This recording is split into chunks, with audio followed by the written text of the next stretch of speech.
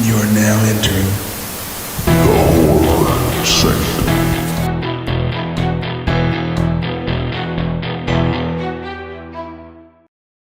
Hello and welcome back to the Horror Sanctum podcast. I'm Jay with Kellen and TJ, but that's not all. We have a crowded house tonight. We're also joined by David Littleton, Jeff Riddle, and Matthew John Lawrence, not one of the Lawrence brothers, but the stars and director of one of my favorite horror comedies.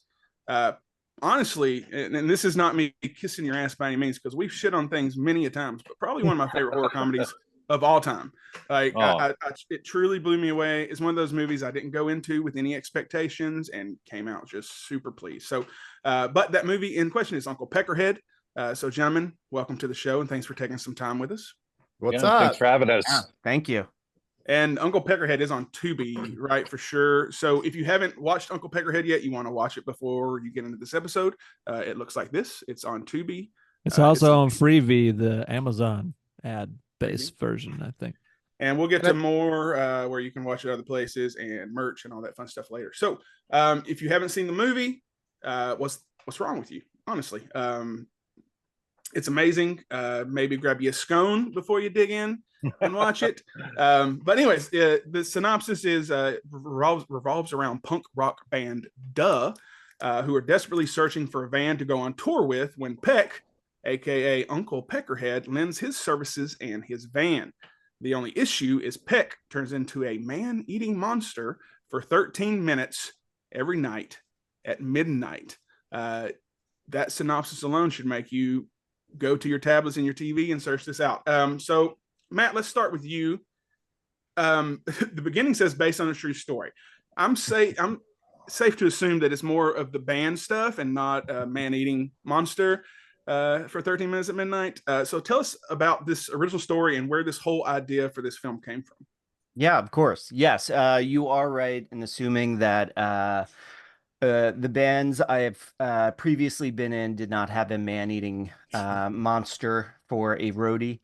But a lot of those stories, a lot of the non horror centric stories that are found in the movie definitely came from both my experiences. I know Jeff and I have swapped war stories, and a lot of our friends that have toured and been in bands, throughout the years. So, being stiffed by a promoter, eating your shoelaces in a Walmart parking lot, stuff like that definitely rings true of the life of a band that, is always kind of in the red as they're traveling around the country. But as far as the Peckerhead character and kind of the dynamic between these three band members and this, very affable Southern gentleman. That came from, I had been kind of spinning my wheels and I wanted to do a movie about my experiences on tour and being in a kind of a low budge band. And I had also had this idea for, something that I wanted to pitch to Adult Swim that involved, it was kind of like a sitcom whereby these these kids that live in this punk rock house have inexplicably there's just this kind of Mr. Belvedere like character in the form of this, I wouldn't even call him, he was kind of like a hillbilly like character. And he was kind of like a tweaker, and it would have kind of the laugh track and kind of the interstitial kind of like saxophone score kind of take you through bit by bit, but would just have kind of like 5 revolving sets. And that even didn't really have a lot of horror elements to it.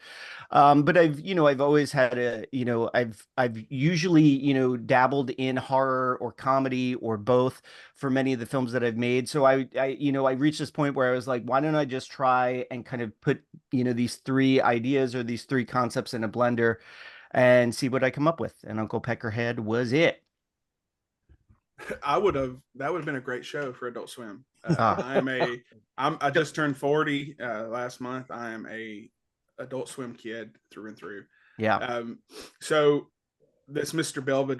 Belvedere character is what transitioned into what I assume Uncle Peckerhead became. So David, what was your influence there?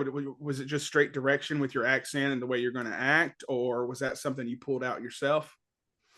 I was down in Florida doing a play about a coal miner, and so I was always already kind of working with the accent. It's a different accent because it's Appalachian accent versus a kind of drawl, which Uncle Peckerhead has.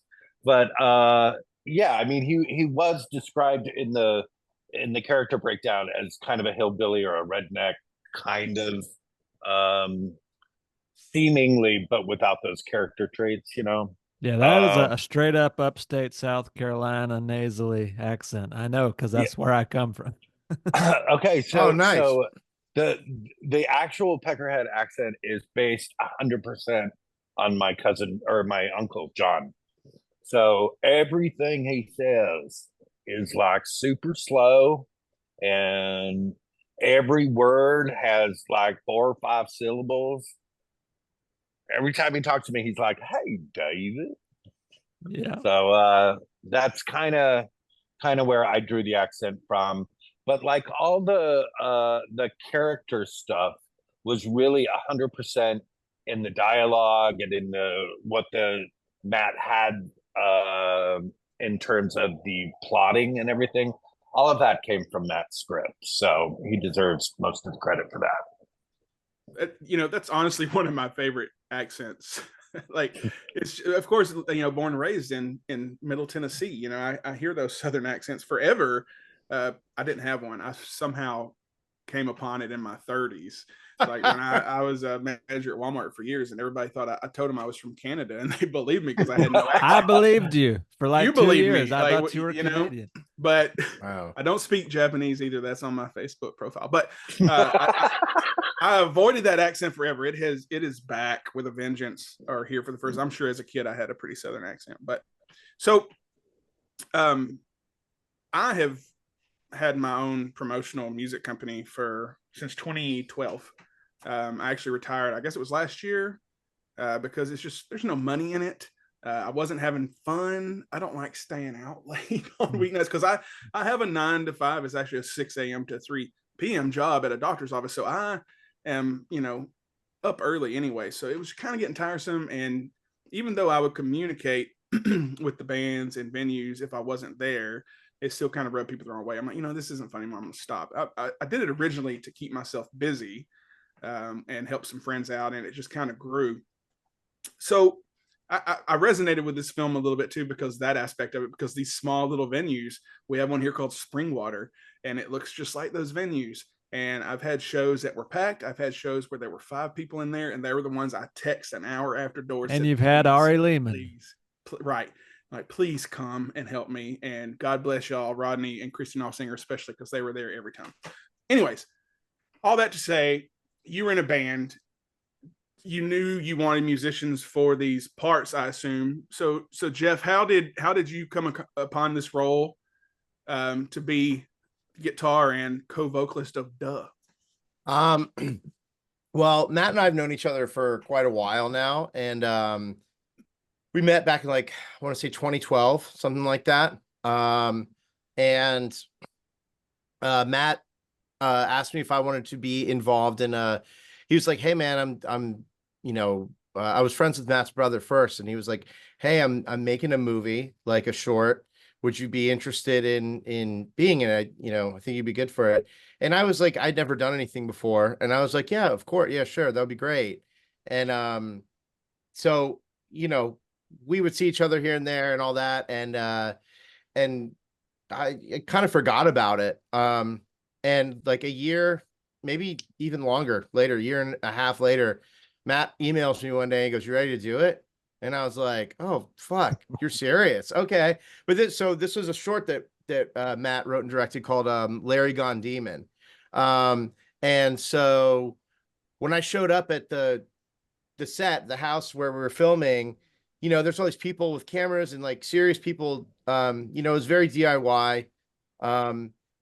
But everybody was serious and taking it seriously. And I was like, oh my God, like it just sort of turned on a light for me. And I was like, oh my God, this is like, you know, he's not bullshitting me. So we did that. And then we've gotten to work on several other things together. And, you know, Matt asked me if I would be interested in doing Uncle Peckerhead and writing the music for it. And yeah, I was, of course, by that time, once I had worked with Matt on that one project, I realized not only that he was serious, but the first script was so like fucking out there that I was reading it and I was like, this is fucking crazy. And I was like, it's probably going to be really bad, but like, I'm going to do it.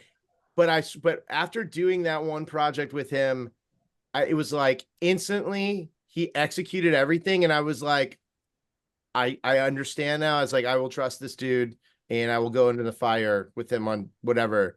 When you see somebody that can write and execute like for real, like a preposterous idea. And so when Uncle Peckerhead came around, it was crazy too, but I was like, I know we can 100% execute this. So yeah, that's kind of how I got involved with it. And my friend Bill, who plays in my band, and I just sat down and wrote the songs and yeah. It reminded me of another film I really liked, and I think it was maybe a little bit before you guys, but has anyone else seen Straight Edge Kegger? No. Yeah, I I saw it. love that film. They don't have a monster; they just have straight edge people. Yeah, but that's just as bad. So, Jeff, you said Matthew had the brother. Is his name Joey? No, is it Joey Lawrence? No, Damn it's it. Mikey. So close. So Jeff, your persona on stage and in the film, is that how you are with your band $500 as well? Like, is that you resonating off the screen, or is that a character you kind of dove into? I'd say it was a character. Yeah. Yeah. I'll jump in. Go ahead. Yeah, Matt can as a friend. Yeah, I know it's tough to talk about yourself, and Jeff is very humble.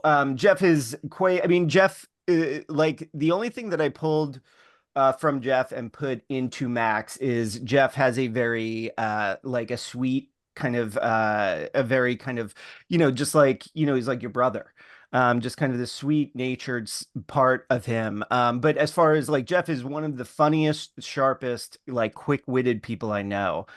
So Love you, buddy. Love you too. But for real, I mean, Jeff is one of the, I mean, the reason why we met at a party, probably Jeff's right, in 2012, and the way Jeff's brain works, he moves at such a clip that even as somebody, that I think talk about lack of humility, but I think it'd be clever at times, but like you're kind of in awe watching Jeff kind of rattle and just kind of like hum.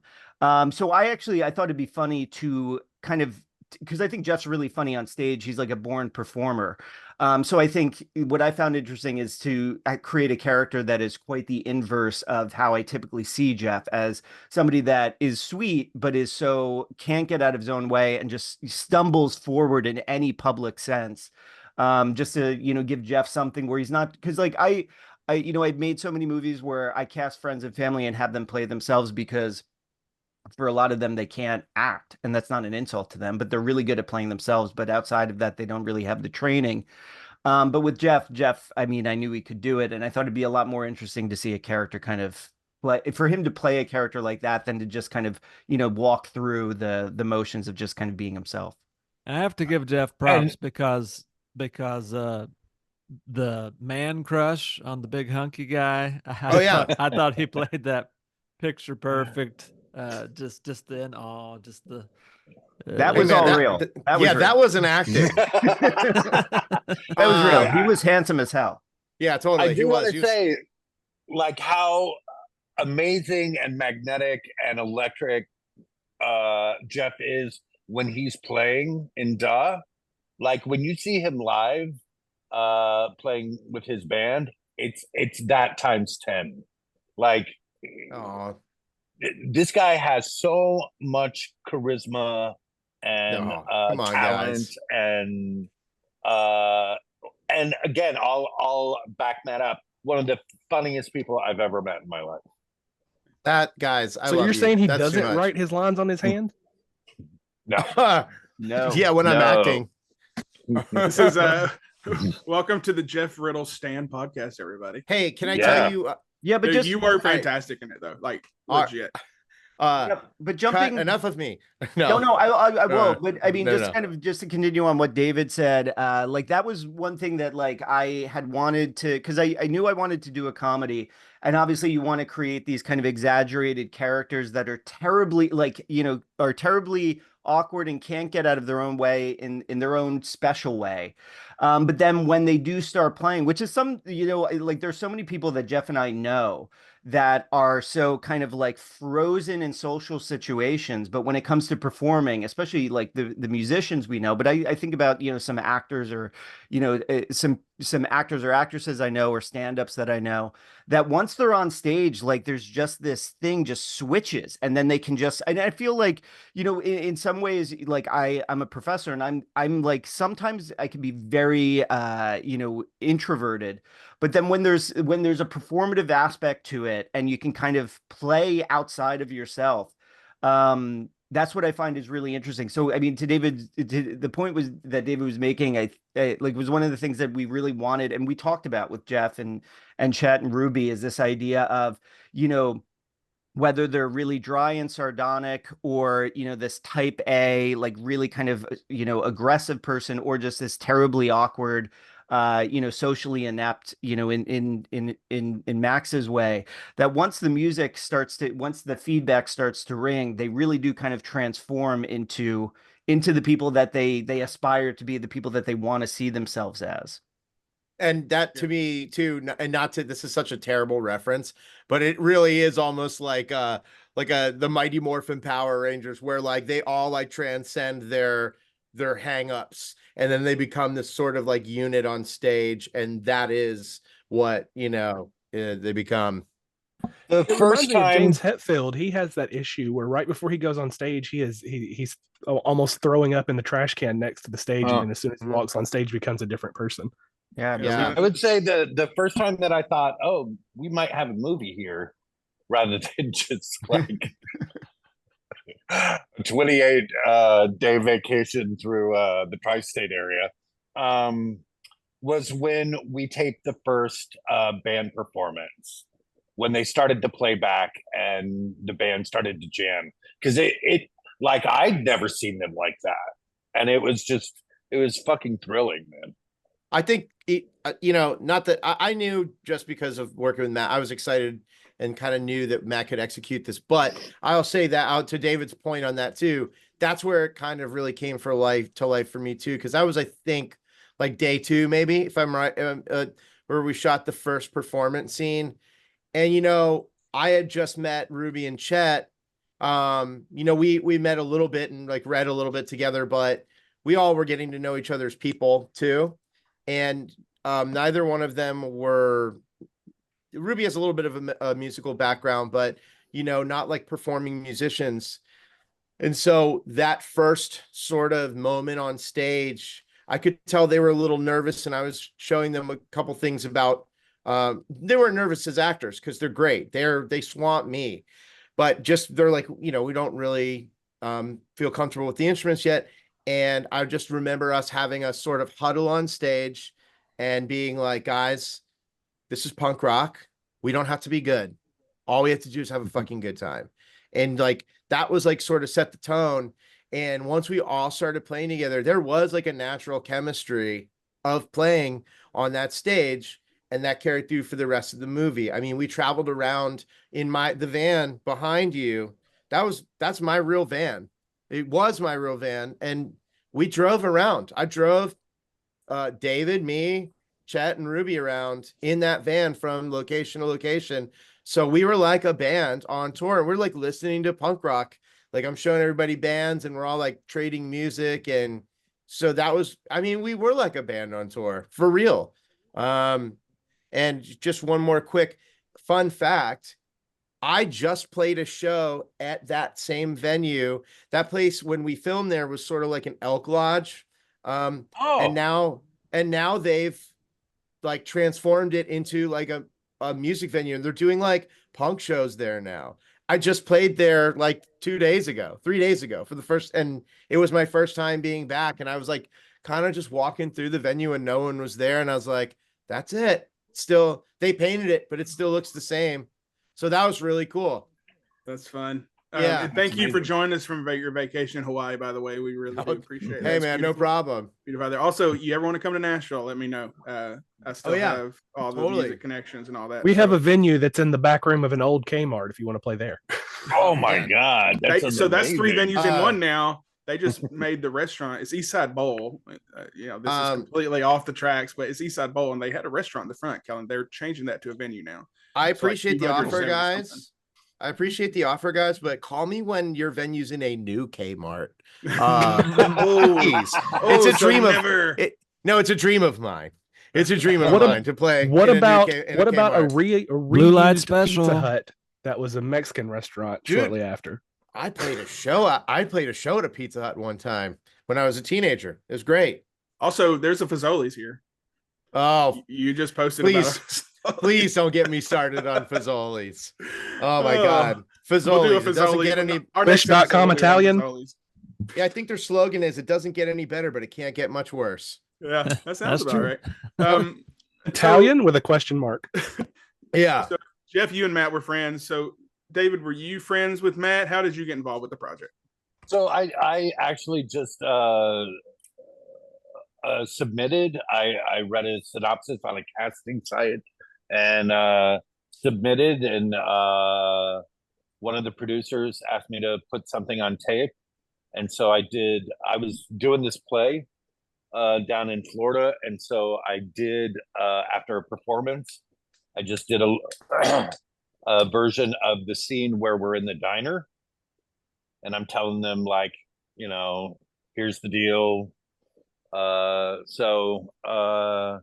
Yeah, and then I set it off, and I can't remember who got in touch with me, but they wanted us to do a chemistry read, and we did that up at Columbia here, and yeah, the rest is history. If I could interject, and Matt could speak on this more eloquently than I can. We were casting, and I read with several people, and it was just a long day of casting, and there's no one, and not knocking anybody. There just wasn't a Peckerhead, and Matt knows that. Matt had a more in-depth thing with that, but I remember Matt showing me on like a tablet or something. I can't remember when, but he showed me David's tape, and I was like, dude, we both were like, no fucking way. And I remember Matt just sort of being excited and being like, dude, this guy's in Florida. He's in a play right now. He's acting. And I was like, do you think we can get him? And Matt's like, I don't know. And there's this moment, we didn't know David yet, and he's become like one of our best friends. But like now, but at the time we were so just like, there's no way. And we couldn't believe that this guy would even like send a tape in. So then when he, came to read, that was like another like, oh my God. But yeah, Matt, you can speak on that more than I can. Yeah, no, Jeff did a great synopsis. Basically, like we were like a micro budget production. So when Jeff says, we were doing these auditions, or we had people come in, because this was pre-pandemic. But we had people come in to read for the part of Peckerhead, and we did 2 full days of casting just for Peckerhead, which is like, you're already sifting through the resumes and, reels and stuff like that. And you're calling the people that might, are kind of around the same age, have some experience, stuff like that. You call them in. And those people, I mean, and again, it's really tough being like an actor or performer. So this isn't knocking those people that came in. But there was nobody that like it was anywhere close to what I had seen when I was writing it. Like some people it was just painful. And it came to a point, where, the producers, obviously we want to make the movie, the producers and myself included, but the producers are more just kind of practical. Like, listen, we need to cast these people so we can start shooting in June when we're scheduled to shoot.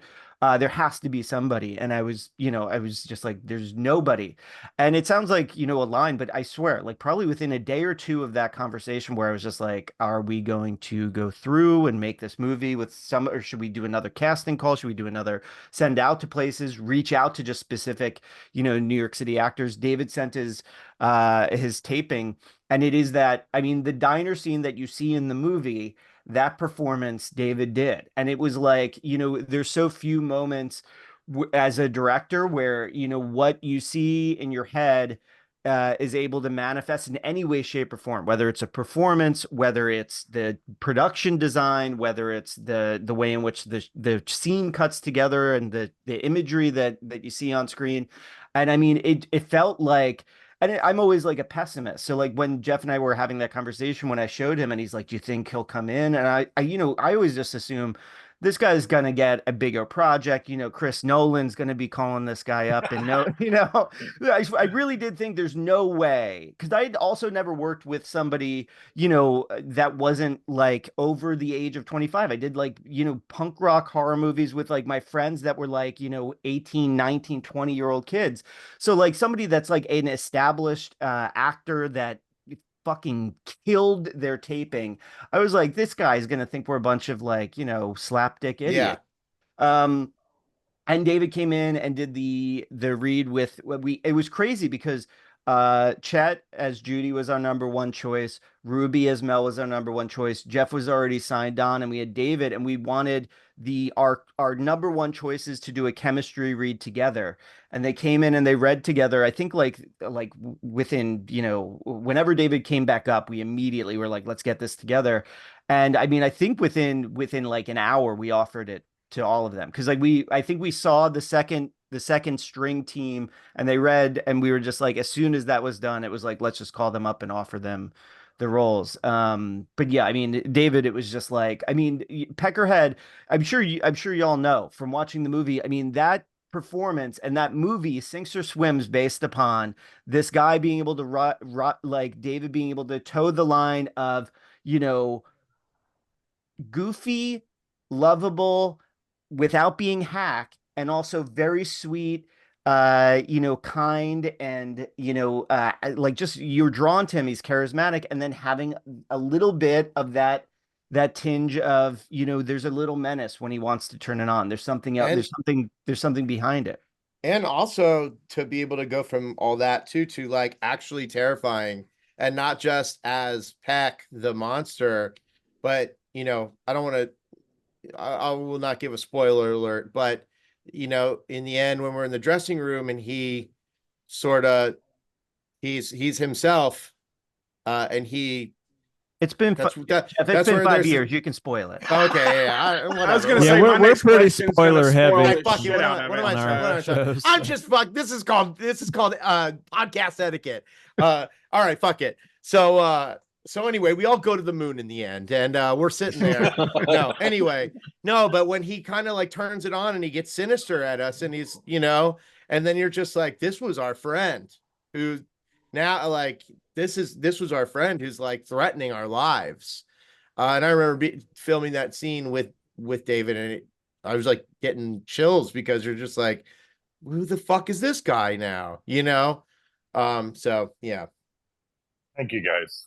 Nailed it. And Chet and Ruby were great too. I definitely did not develop a crush on Chet after watching it for the first time. But the whole cast was amazing. So as I said, we're going to spoil it anyway, because my last question is one that I would imagine you get a lot, and it's just the open ending. Do we know what happens at the end? Is it you just want it to be left up to audience interpretation, or is there a certain direction that you went when you went to black? Yeah, I mean, as far as I've always seen it, I always love it being open to interpretation. The story's resolved. Thanks for sopranoing us, you jerk. I love it. I love the ending. But yeah, I mean, because I definitely, I have, I know what the sequel would be, and in that case, I do know how I think that moment ends. I'll spoil it. I don't think he's there. I think she's always haunted by visions of him.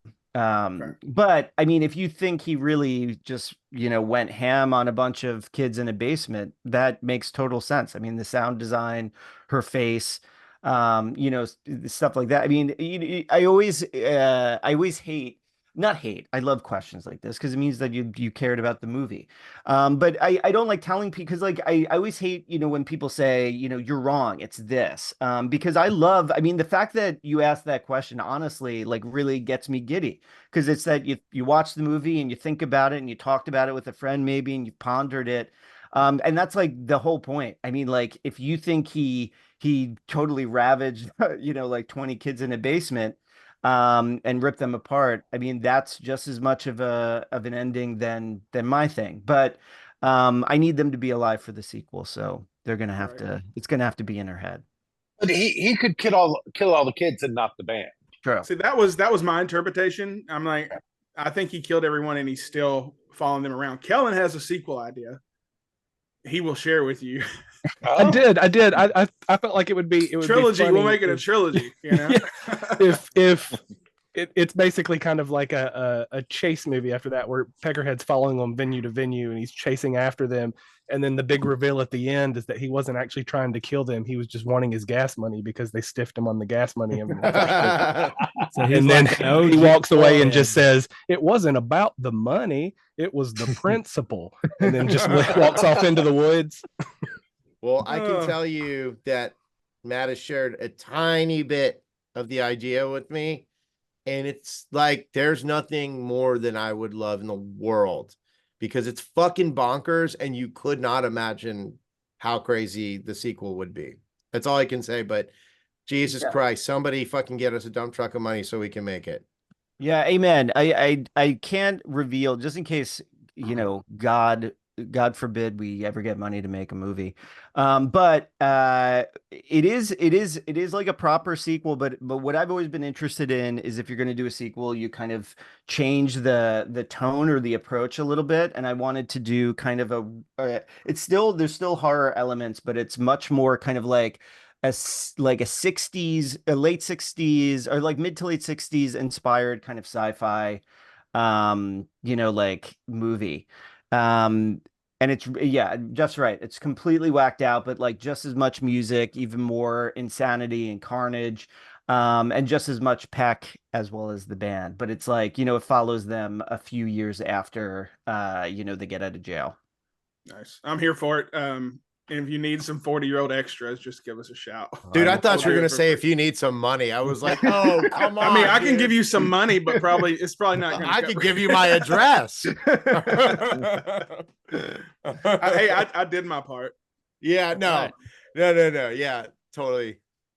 So I got a few questions kind of along the lines of like, production, I particularly with indie horror, I'm always just a fan of just the grind. It so parallels kind of the indie rock, DIY mentality. So the marriage of those two things into one is just like, it's like peanut butter and jelly, right? It's such a, combination that complements each other. So I believe David mentioned 28 days. Was it a 4-week production?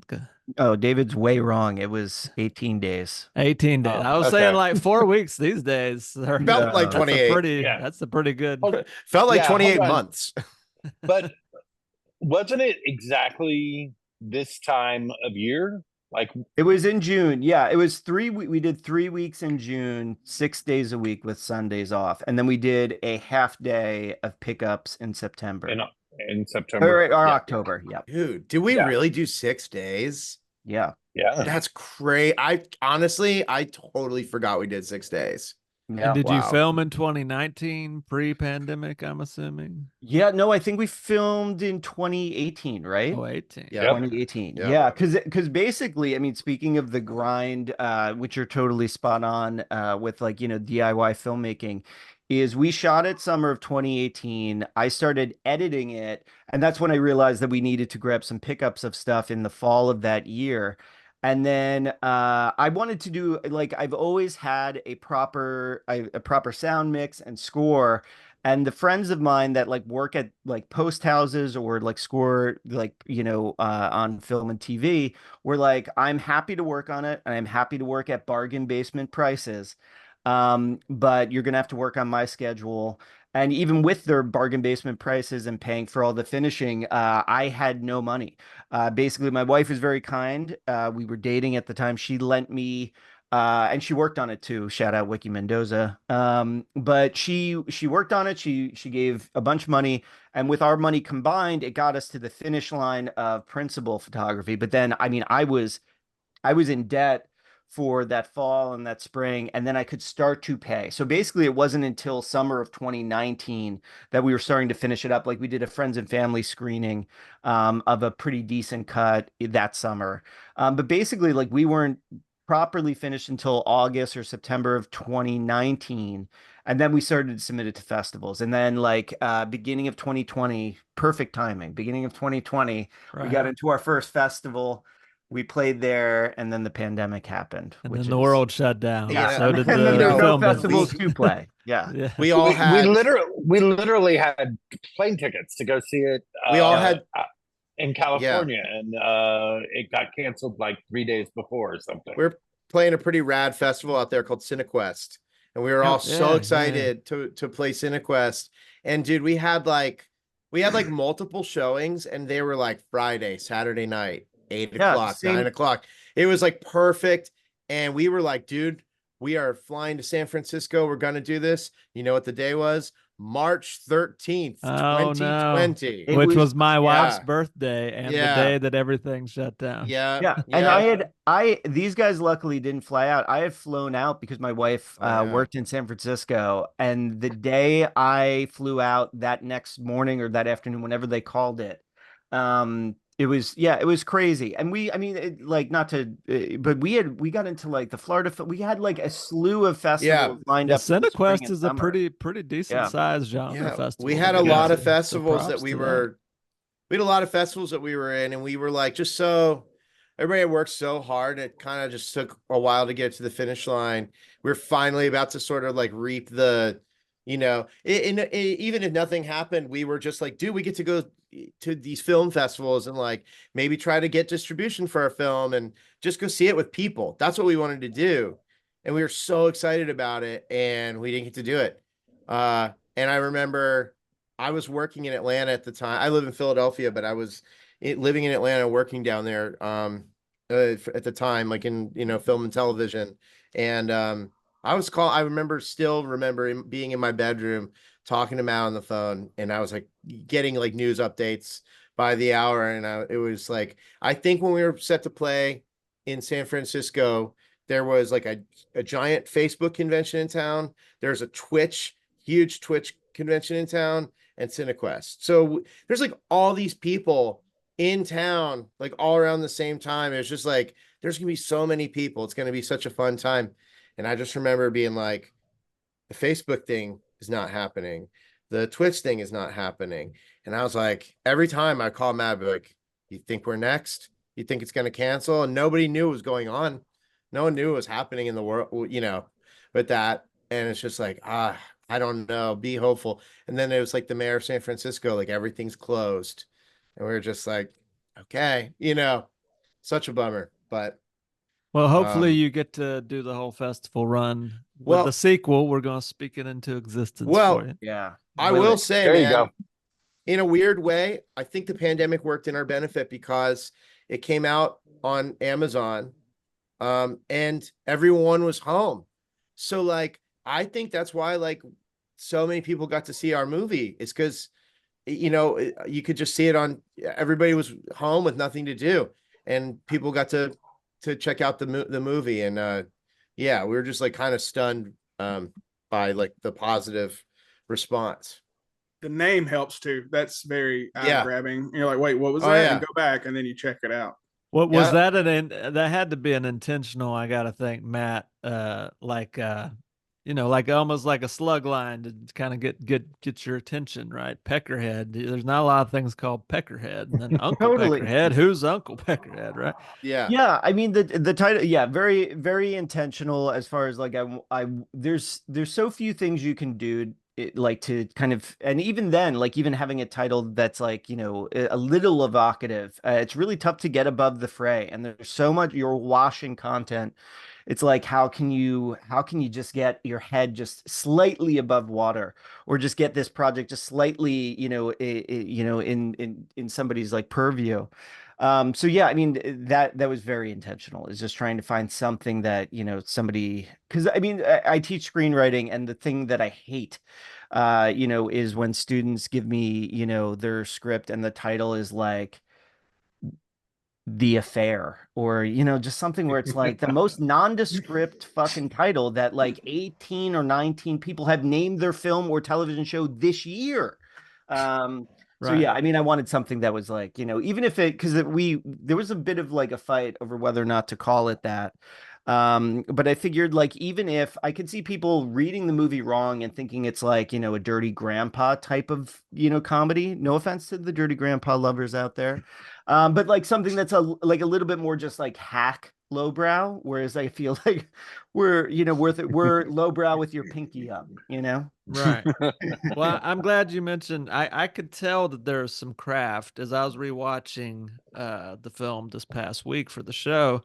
The second this last go through that I've most recently watched, it was after I started writing screenplays a little over a year ago. So I've written like 6 screenplays now, and Wow. now I look at a film like this, and I really have a lot more appreciation for the craft and the pacing. I have to say the pacing of this thing, there's no like extra meat on the bone. How many drafts did it take you to really just get that dynamic pacing and like where there's no fat? I mean, that's really kind. And also, like, you're so prodigious with your writing. I'm currently working through the first draft of a new feature, and it's been just painful. It's taken me like so much longer than I care to admit. But you know, yeah, again, it means a lot hearing that, because like that was very intentional for many reasons, right? One is the practical. We only have so many days we can afford to shoot this. I wanted to do a feature film, and I want to tell this story, right? So I mean, I like as far as this was one of the fastest scripts I've ever written, because I think what I did was I didn't just start writing it. This was the first time I really was super disciplined. And usually my process is I have, you know, I'm telling you, I have about 30 of these like marble notebooks. Oh yeah, I know And them well. and what I'll do is like when I have a new idea or something that I think has legs, I'll just start to fill it up. And I won't start even doing anything else related to that idea until I filled up one notebook. And then once that's done, I start to scene card it, which you can see back there. It's like Yeah. I'll just start to like, let me just plot this out beat Which by is what Edgar Wright and totally. Yeah, I mean, so many and Simon Pegg do. yeah. And everybody works differently. So like I always, even with, you know, when I talk to my students, like I'm like, this works for me. You should definitely try it because it is proven for one person or many people. But you know, and then after that is when I'll actually start going into final draft or Celtex or whatever and just, you know, starting to write it. And I So usually you kind of find, have the arc and the beats and you yeah, kind of know where things need to kind of but go. But what's crazy is like I'll go back to Peckerhead, but like this new idea I have, I filled up 2 notebooks. I did 2 or 3 scene card like workings, and I still like I'm finishing this draft now. I'll actually probably finish by this weekend, and I know I'm gonna have to go immediately back, and my first act is gonna change considerably because as I've been writing it, I'm like, okay, I have so many issues in the third act in order for how I'm writing it right now, for that to hold any water, like be as good as I want it to be, I'm gonna have to completely rework the first act. And it's like I felt like sometimes, like with Peckerhead, I'm telling you, from the time I started writing that first draft, maybe because I started writing the first draft in January, we shot the fucking thing in June. I mean, I Wow. just felt after the first draft, and I probably had like 3 or 4 proper drafts done by the time June came around. But after the first draft, I felt like we can make this. You just feel like sometimes I'm sure like now six scripts in, like I know when an idea is good I know when it's ready to send to somebody. I know when I'm ready to pitch it. Is like there's just like with Peckerhead, it was the first time that like I got through the first draft and I was like, damn, like I this is the first time in like 7 years that I feel like I'm willing to put my money behind this. I'm willing to like go on it. And like even with this script, like I'm not going to be ready for this to go in probably not until the fall, if I'm lucky, if I'm writing at the clip that I am. So it's really tough. So I think Peckerhead just I got really lucky that like all of the ideas that kind of went into a blender I'd been thinking about for years. I really filled up a notebook and I had it kind of like pretty much figured out. The scene carding went really easy. And I think because it's like it's right what you know, and I felt so acquainted with this. And Judy is such an extension of me. Like I am I'm very like OCD, can be very kind of like, very obsessive with stuff. I was always, when I was in bands, the organizer. I was always the den mother. So it was easy to kind of speak for that character. And Mel and Max are kind of extensions of people I know, and like it was so familiar. Peckerhead was probably the least familiar character, but was it has its own ease because it's such like a bombastic, like it's the most fun like character to write. But yeah, I mean, it was just it's so different, but like the lean and mean, like it's true because we only cut out half of one scene. So what you see in that movie is quite literally 90, I mean, besides bad takes, 96% of what we shot. Like there was nothing to cut out. It was one. I'll say what it is. When they first get to Nick's house and everybody's crushing on him, it goes from Max's boner to the pool, and there was a scene between that where Judy is looking out the window as she's about to take a shower and sees like Peckerhead palling around with Nick and them smoking. And then she gets in the shower and has this nightmare sequence where Peckerhead is like in the shower with her and like gives her a kissy face. Like it just kind of like it actually slowed, despite it sounding very dynamic, it actually kind of really slowed down that sequence at Nick's house where we just kind of wanted to cut it out. But that was the only thing that we shot from the script that never made it into the final cut. Wow. So Yeah. yeah, that was great pacing, great just Thank you. making sure it was on the page. So another question. Uh, I'm so curious kind of what unlocked this idea for you, because it seems like so much of it's kind of based on your experience with indie bands touring and all that, and you can really tell that kind of comes out in the experience. But the idea of the mythology of Uncle Peckerhead, like what was it like if you were selling the thing, like and like the pitch, it was like, was it like Scott Pilgrim versus the World meets the Wolfman, or kind of what was the thing that kind of unlocked that mythology for you? Yeah, it's tough. As far as unlocking the mythology, I mean, I've always been really interested in like world building, like stuff that, all there's so many little things in our short Larry Gone Demon that is in a music video we shot for Jeff's band, which has stuff that made its way into Uncle Peckerhead, which has made its way into a feature we can't talk about that hopefully will be coming out in the fall that we worked on. And so, I mean, I've always been interested in that. Like, growing up in New Jersey, Kevin Smith was like a huge influence. And I always liked how, even if his movies didn't always exist in the same world, there were always these nods and these Easter eggs. And like, I feel like, there's fan service, but then there's stuff that, like, if you are a fan of somebody's body of work, it's nice to like have it grow and expand in ways outside of the movie. And that's like something that I always was interested in. And like one thing that like there are movies like I think it's The Commitments. There are a few movies like where live music is such a huge component, but very few narrative films are able to do it. Like Green Room is great. Thankfully it's not in the same lane as us, but like there's so few movies that I feel really nail what playing music is really like, especially as a punk band. And I just wanted to do a movie. I wanted to like mash up all of my favorite loves. Like I love horror movies. I love like very silly, goofy comedies. and I absolutely fucking love music. I love DIY music. I like now I romanticize because I also just turned 41.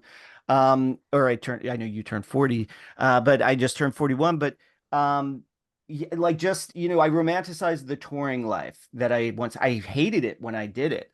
But I romanticize it now, and I wanted to kind of like, create I don't know, like a time capsule of these memories and these things in a way that heightens it. Like I'm not just doing like an autobiography of like my experiences. I'm doing like something that hopefully entertains people and, I know I'm Well, just rambling. mission accomplished for entertainment. The mythology thing I had thought about too. David, did you have anything? Did you create anything in your mind when you were playing this character about his mythology and origins? Well, I talked to Matt, of course, a lot about it, and then and Matt can speak to this about kind of downplaying the mythology because sometimes it you know you don't get a backstory sometimes, and sometimes that's a very purposeful decision, and and because he was making something so kind of lean and mean, uh that I think having a big backstory of what happened to Peck and how he got that way and what all his powers are and what they aren't, and just the whole logistics of it uh is not necessary. We discover what he can do when he does it, in the script. But Matt did give, I think, everybody, he gave me one, and Matt, you can speak to this. But he gave me a one-page sheet that was just kind of backstory stuff, was just emotional stuff to be thinking about. He actually is it okay if I say this, Matt? Of course. He gave me the story of how it happened. I'll say that. So I personally know how it happened, but like you guys don't need to know how it happened because it's happening, right? I think one of the little treasures that is like kind of ours to keep, and it can come out through however we portray these characters.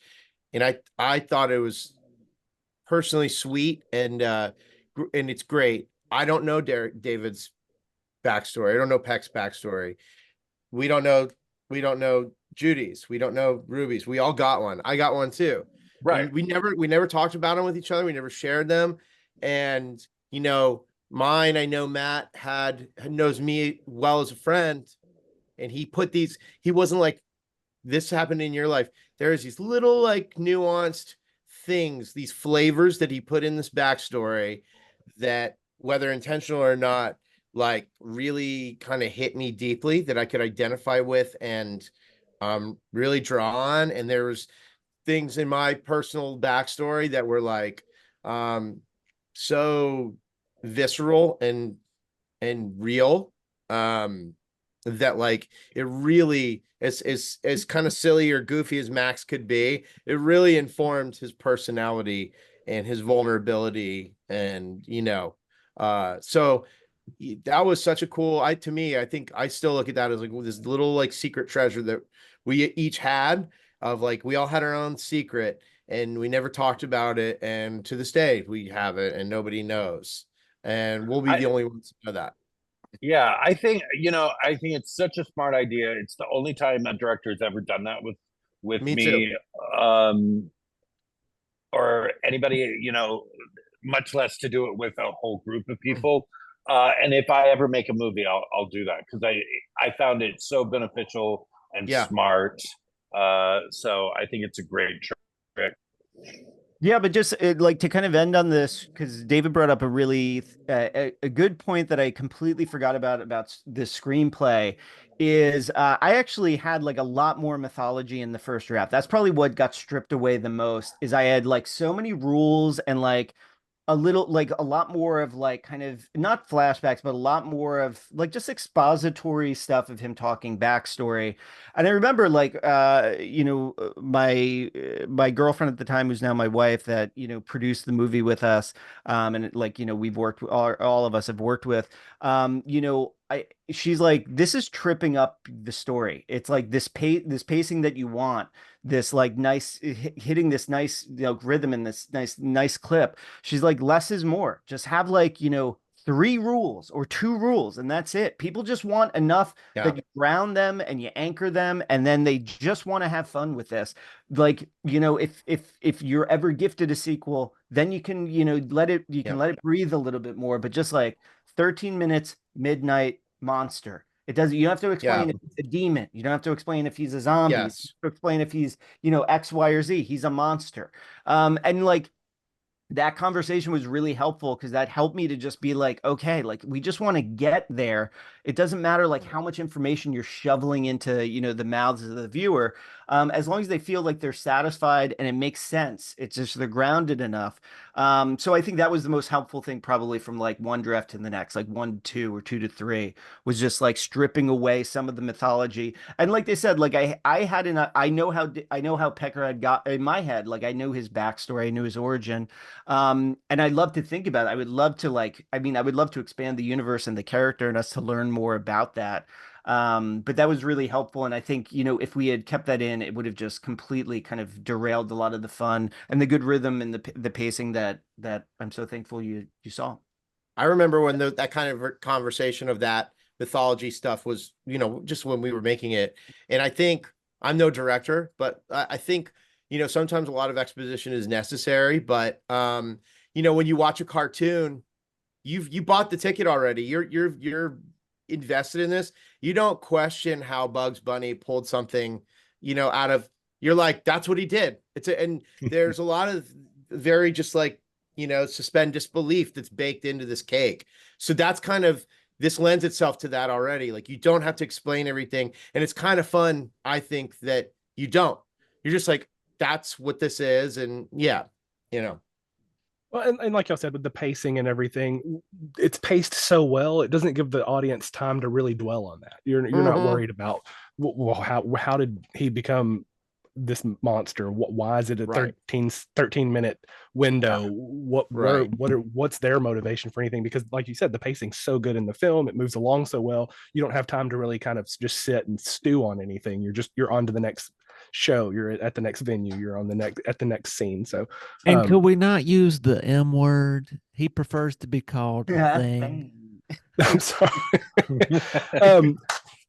Well, and in the vein of doing things differently, it's time for Killing Fast 5. That's right, 5 questions from me for all of you. What I decided to do is, the other guys in the group are so much more adept at the mythology of horror, and their knowledge wells are so much deeper than mine, which is basically a thimble with a hole in the bottom.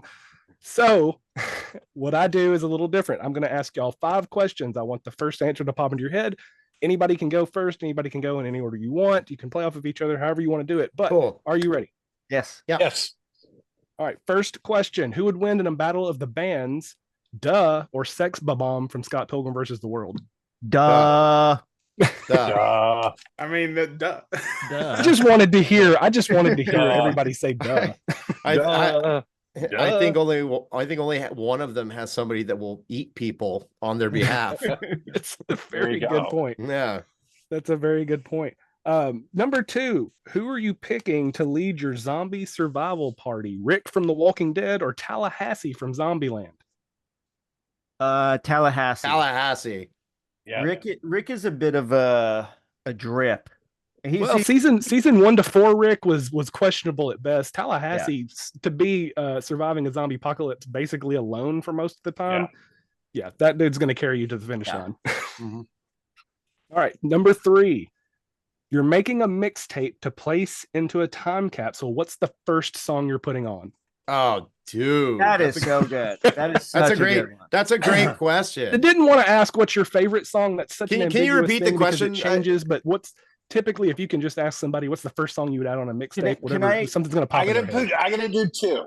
Can I ask one question? Do we know who's going to open it? We have no idea. Doesn't matter. It could No, be like this is just next for you. year This is or like your thousands of years from now. say 100 years from now. This is what you want that people to think of. This is your music that you want All right. them to hear. So my first one is Oh, World Destruction by Africa Bambaataa and Time Zone. And yeah. And then my second one would be Pepper by Butthole Surfers. Nice, yeah. nice choice. This is tough, man. This is really Pressure. tough. I'd probably say Beastie Boys staring down the barrel of a gun.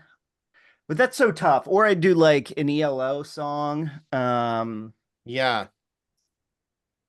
Dude, it's so tough. I'd probably I do can't. something Beastie Boys off Paul's Boutique or something ELO off of Turn to Stone. One of those two albums I think have so many bangers that you could like knock somebody over the head with, you know, several songs off of either of those albums. Any song really off of either album. Yeah, I can't even pick because I don't have favorites. I just don't. And it's really, yeah, that's something I'd have to think about, like way more. Like, I don't know. But then What it's would not you- the fast five. That's the What would you I say? know this is the slow five, but guess what? It's a time capsule, baby. This shit ain't coming till the future. just time put in the world. Creed higher for Jeff. Creed Yeah, totally. Yeah, Deal. Creed higher. Yeah. I Want to All right, Die nope. Young.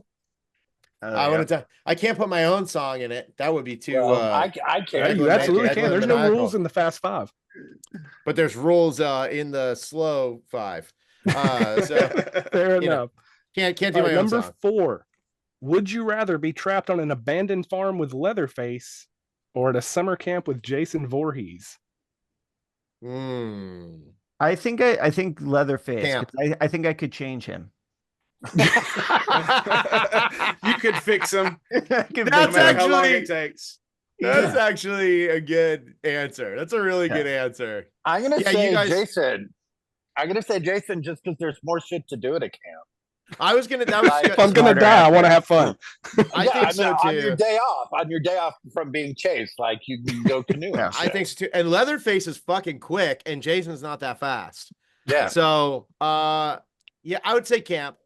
I'd say camp. Yeah, anybody who can change him. Although- rip start a chainsaw that quick, you don't want to mess with. Although I do have a copy of the Concise Guide to Self-Sufficiency on my bookshelf. You know, I like solar panels. I think me and Leatherface could, start a little co-op together. I could see that. That'd fit Always working on the really well in weekend. Austin man. somewhere. We'd get a couple beasts of burdens working for us out there. We'd tend our land. We tend our crops. I think that would become a cult very soon. Oh, sure. Oh, sure. I mean, if Matt's changing them, who knows? Who knows what's possible? All right, and then last but not least, number 5. If you could have one superpower for 13 minutes at midnight every night, what would it be? Mind reader. Interesting. Mind reader would be miserable at the same time. I though. mean, listen, my first thought was to see what the future holds, and I was like, "Fuck no." No, yeah. So would- this was a bargain. Oh, I would. I know what I I would would do. I would regenerate or heal whatever body part. I broke was- Yourself that or day. other Yeah. people. Myself. Yeah. Fuck. Are you kidding? Yeah. Yeah, I want to heal that guy's liver. I want to make that guy's brain work It better. was so He funny. wants You to were- be Deadpool in my- Wolverine, not Jesus. Jeff, Yeah, right. in my grid, you were pointing at David. Oh, I do. You know what? Yeah, I want to heal David. I want to heal David. David, you can have my liver, dude. 13 minutes is not going to be long enough. Dude. Yeah. So I would teleport. I would teleport for Okay. 13 minutes. That's good. Like do like Yeah. a little 13-minute vacation at the end of every day. Well, But I mean, dude, you technically, have you to could be- teleport to wherever you want within those 13 minutes and just be there And until the stay next there. midnight. Stay there. I was Yeah, gonna yeah, say yeah. you have to either come That's the back best before, one. Yeah. right? That's pretty good. Yeah. Yeah, I would Because teleport. that's almost like sliders. Like if you get stuck there, Yeah. you know what I mean? Yeah. Okay. Sliders reference. Bravo. Yeah. All right. Mm. That was Kellen's Fast 5 questions. You guys did great. We're going to wrap up the show. So be sure to subscribe to our YouTube channel, to wherever you're listening to this podcast. Follow us on Instagram, TikTok, LinkedIn, and MySpace coming soon. If you have Amazon Music, we have a playlist over there too. Thank you to the Uncle Peckerhead crew. We greatly appreciate your time. One quick question, and then we'll get to where you can watch Peckerhead, buy merch, all that. Matt, what was the name of your band, just out of curiosity? I was in a few bands, but the last band I was in, it's a terrible name. Raleigh St. Clair. It was I know. It's a Royal Tenenbaums reference. It was we were kind of like, I'm not sure if you ever heard the band Cursive. They had this Yeah. Oh, yeah. yeah, the ugly organist, and we were viola and like piano, but like kind of had like an aggressive type of indie. It had like definitely like punk elements to it, and that was like a hugely inspirational album for the people in our band. So yeah, that Big was the Wes band. Anderson fans. Yeah, we were huge Wes Anderson fans. It was like, but yeah, that was the band where we released a record, toured like around the country, stuff like that. Nice. Nice. Were All you right, in a ska band too? I Were you in a was in a ska ska, I band? was in a ska band. How did you not bring this up already? I was in a ska band, you fuck. Yeah.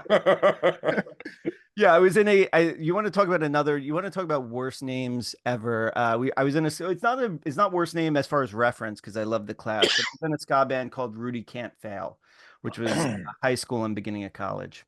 Very cool. I think But Jeff's still were in the like, ska band out there on the beach. oh yeah. Yeah, baby. Oh yeah. Oh yeah, That baby. trombone, baby. Amazing. All right. So, Matt, we'll start with you. You want to tell everybody where they can find Uncle Peckerhead, your handles, and all that stuff?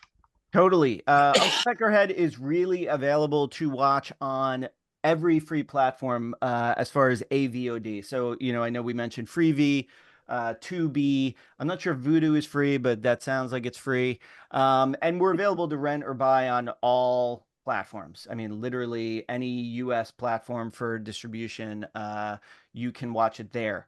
We have a website, which is kind of our filmmaking collective, where you can watch some of our shorts. You can hear about new projects coming up. We're going to have it's going to be completely revamped in the fall with like new projects and like lookbooks for a bunch of stuff that we're hoping to get off the ground. But you can also check out our merch store, and that is called Subtlety Rex. So it's subtletyrex.com. Subtle as in SUBTLE. T for T, and then rex.com. And then if you're interested in buying any t-shirts, or stickers or whatever, you can go through there.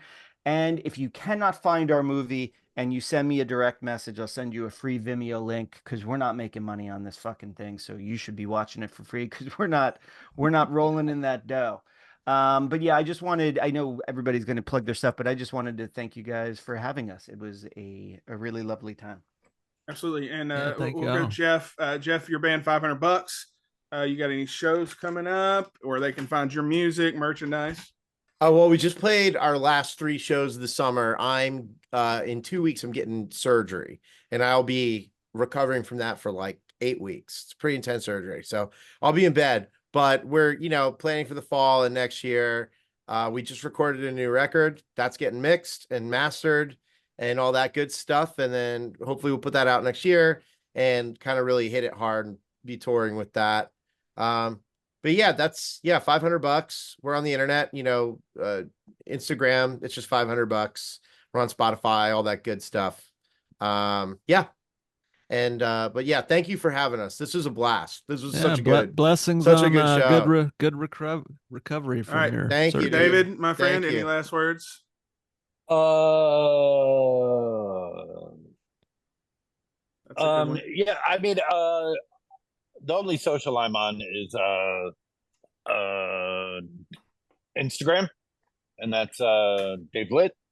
And look for a film that I can't talk about in the fall. And if anybody's in the Denver area, I'm going to be out there the end of July through the beginning of September. So if you want to hang out, let me know. What's the play, David? What's the play? No, I'm not going to say what the play is. Okay, but it's a play. It's a play I'm in. I'll just be missing you in Denver. I'll be up there in I think the second week in October. Oh yeah, we'll be done by then. What part? Actual Denver. Oh, sorry. Yeah. So my brother-in-law lives up there. So we're actually nice. my wife's turning 40 in September as well, and our 5-year anniversary is in October. So like we should do something together because we both turned 40, 5 years. Like we go to the beach all the time. So we like flirted with Disney, and then we like kind of settled on Yellowstone. So we're gonna fly and see your brother in Denver, stay a couple of days, go to Yellowstone, Grand nice. Tetons, and then Yellowstone's that sounds cool. great. Come back. So That sounds Yeah, great. the geyser thing stinks. It smells like buttholes. Good to know. I don't get But that. thank close to you. that many buttholes. Like everyone else, I just want to say thanks for having us. Thanks for loving on the movie. We really appreciate it.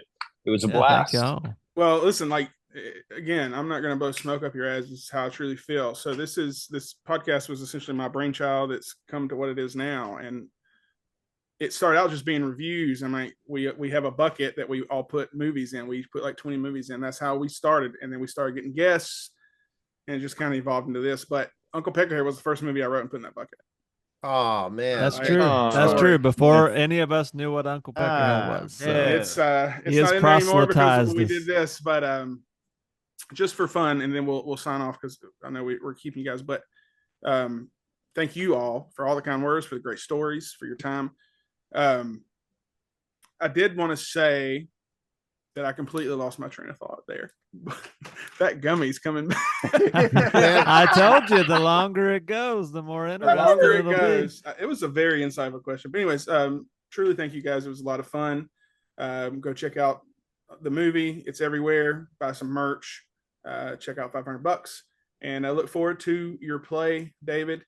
Signing off, I'm Jay with fucking everyone. And until next time, keep it spooky.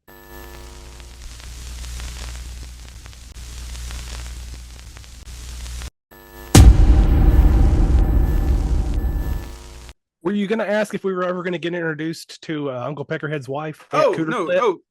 Here it is. Just for fun for us three, because we always, when we do movie reviews, we do rankings. Let's do our rankings for Uncle Peckerhead. And don't lie to him. Your true 5-star rankings, which I reviewed this movie when I first started doing movie reviews on Instagram when it came out. And I went back and looked, I gave it a 5. Unfortunately, I'm going to have to stay with a 5 because I can't go any higher. So I gave it 5 Peckerheads out of 5. Kellen? So just for clarity, I am the harshest. No, I am the harshest. He's the harshest critic on of this the show. Don't do it to us, fucker. Have y'all seen Abigail? Have y'all seen the movie Abigail? Yes. Did any of y'all like that? No.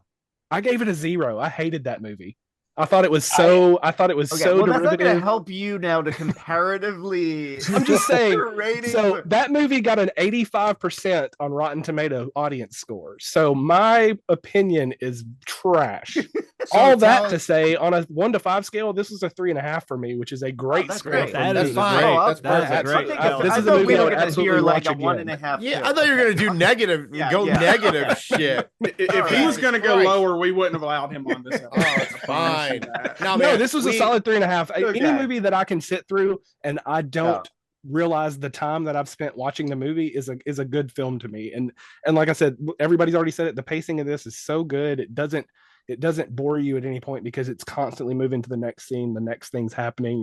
You're following along with the characters, and it does just enough character development to get you invested. Even in Peckerhead, you're invested in what direction he's going to end up going because you feel that tendency towards maybe evil or something a little more sinister that he's maybe trying to hide by being overly sweet or he's trying to fix the fact that for 13 minutes he's an evil monster. So for the next 23 hours and 47 minutes, he's going to be sweet as honey to try to balance out that.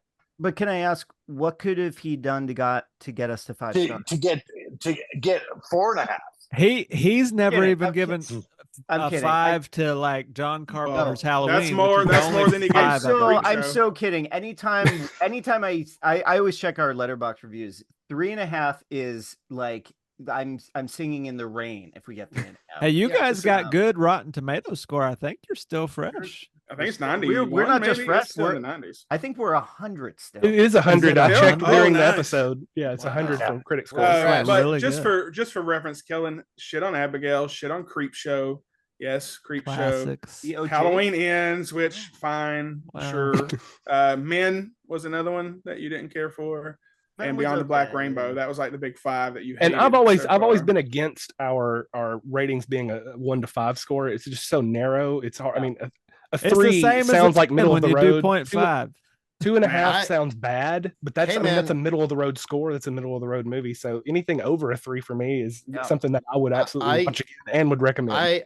I'm with I you. gave 5 stars to the movie Clifford. Oh, Hey, I love Clifford's a Clifford is classic. five Wait, are stars. you talking about the movie Martin about the dog or Short? the movie with Martin Short? That's that's 5 yeah, stars. baby. And Oh Charles yeah. Grodin. The big Oh, red yeah. dog. So it is like, what an Can you- underappreciated gem. Can you just act like a normal human boy for once? 1 minute. That movie's fantastic. It's so funny. Meanwhile, he's 47 years old. Great. Great. All right, TJ, It's kind what of. was your- It's kind of. I'm sorry. It's kind of like me. go ahead. I've looked like I was. I've looked 40 for the last 20 years, but now I don't age a day. Wow. There So you go. that's my superpower for 13 All minutes. don't age. I'm Yeah. 41 this August, so I'm right there for with y'all. 13 minutes every day. I don't age. There you go. Still, I gave still it an honest 4 out of 5, and the only 5 I've ever great. given to anything on this show since we've been doing it almost 2 years is John Carpenter's Halloween.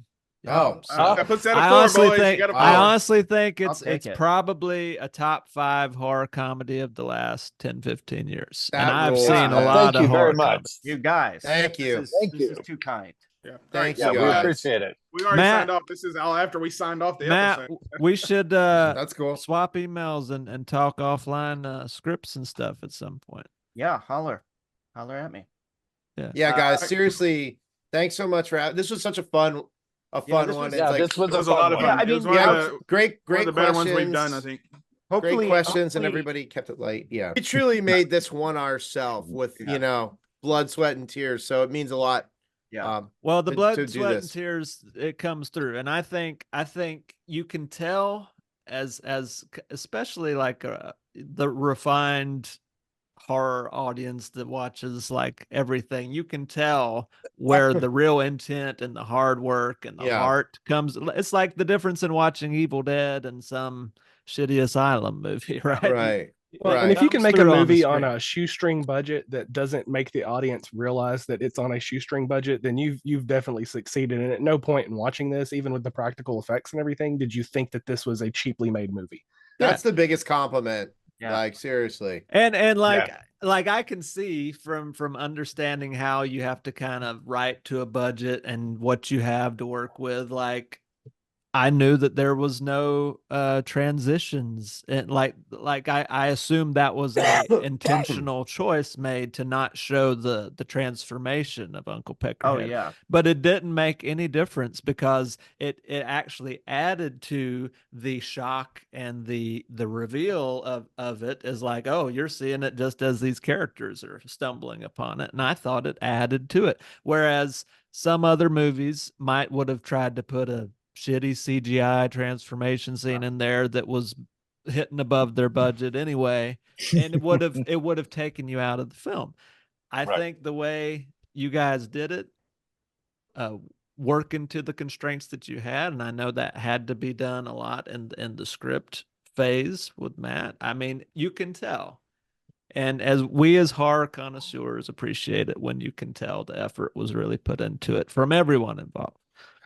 Oh, thank you, man. Thank All right, you. now That can means a lot. let's say something bad about. Let's go around and say something bad about everybody. Yeah, let's go. Man, I'm an easy target. Do me first. Too many uncles, not enough peckers. Yeah, I'm gonna, yeah.